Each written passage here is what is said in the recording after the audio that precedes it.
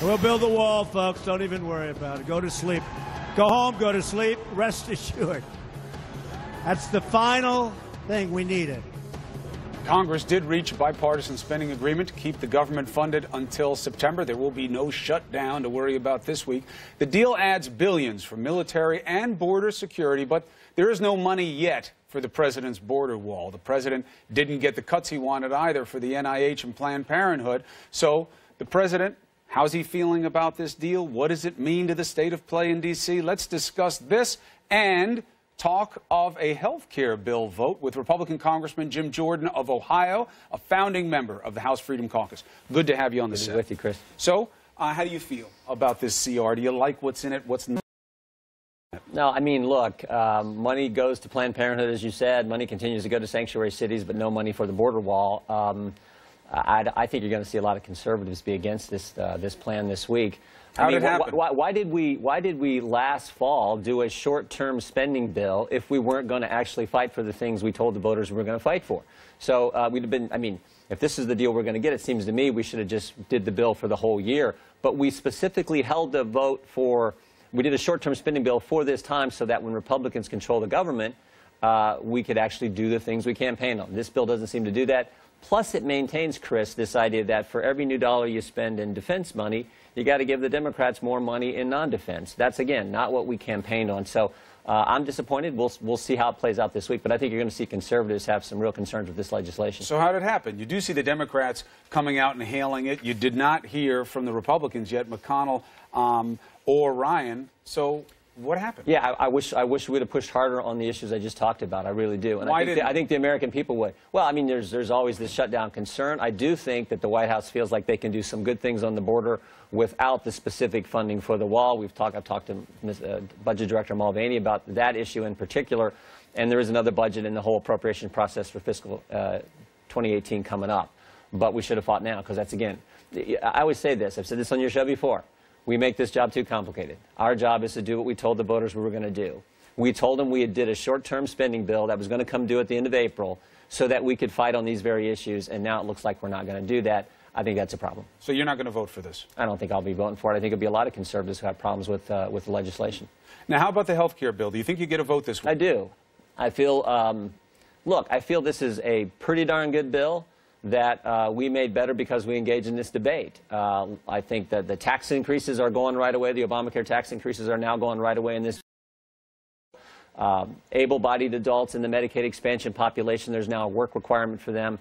And this waiver option that states can seek to get out from under those key Obamacare regulations that are driving up premiums for middle-class families.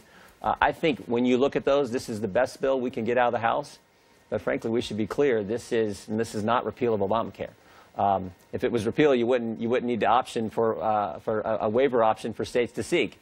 So we have to be clear with the voters about that and continue to work on it. The president was trying to say that pre-existing conditions stay in there as a hard fact. Yeah. That's not true in this current bill. You can't states can get out of it with a waiver under certain conditions. It's not an absolute. States can get out under some of the regulations that are driving up premium costs. Pre-existing conditions, as the president mentioned, is specifically covered in the legislation. Right. And there's $125 billion of taxpayer money that goes to the states to make sure there's that safety net provision that we call high-risk pools available for states to use. They have to have that set up first before they can actually seek the waiver. But it's not the exact same as it is right now. If you maintain continuous coverage, you can't lose coverage, and coverage can't be jumped up to a higher rate if you have some tough illness happen to you or your family. That is clear. What we're trying to do is reward responsible behavior. You maintain coverage. That's the right thing to do. You don't get bumped up because something serious happens to you or your family. Are you concerned that if you do in any way compromise the pre-existing conditions protection, you know, the health care companies have every reason they do to cut those people out immediately? What I'm concerned is Republicans not doing what we told the American people. We won elections in 2010, 2014, 2016 on repealing Obamacare. This bill doesn't get all the way there, but it's a good step, and it's, I think, the best step, the best we can get out of the House right now. What I'm concerned about is what Obamacare is doing to families, middle-class families right now who've seen their premiums go through the roof. If they can afford their premiums, they can't afford their deductibles. So what I'm most concerned about is getting rid of Obamacare. Isn't it true that in a lot of the places where, let's say Arizona, people like to cherry-pick Arizona as a state, it's because they didn't expand Medicaid. if they had taken the expansion money, they would have covered a lot more of the people and had more choice in that market. We expanded Medicaid in Ohio, and people are still seeing unbelievable increases in their premiums. I talked to them across the 4th District, the one I get the privilege of representing. Never forget what we started this debate 10 weeks ago. I think we talked about this on your show. All the false information Americans were given about Obamacare. Like your plan, keep your plan. Like your doctor, keep your doctor. Premiums will decline. Deductibles will decline. The website's going to work. The website is secure. We were told that these co-ops that were formed were going to be wonderful. All the false statements that we were told about this thing, everyone knows we have to get rid of it. The American people elected us to get rid of it, so let's get about doing that. Let's do the best we can in the House. When it gets to the Senate, let's keep fighting to make sure we actually repeal it all. Does it bother you that the rate of growth of healthcare costs is less now than it was before the ACA? No one said it was perfect before. No one said that. I'm saying you try to make it sound like it's a disaster, it's dying under its own weight, and these are exaggerations. I'm just telling the truth.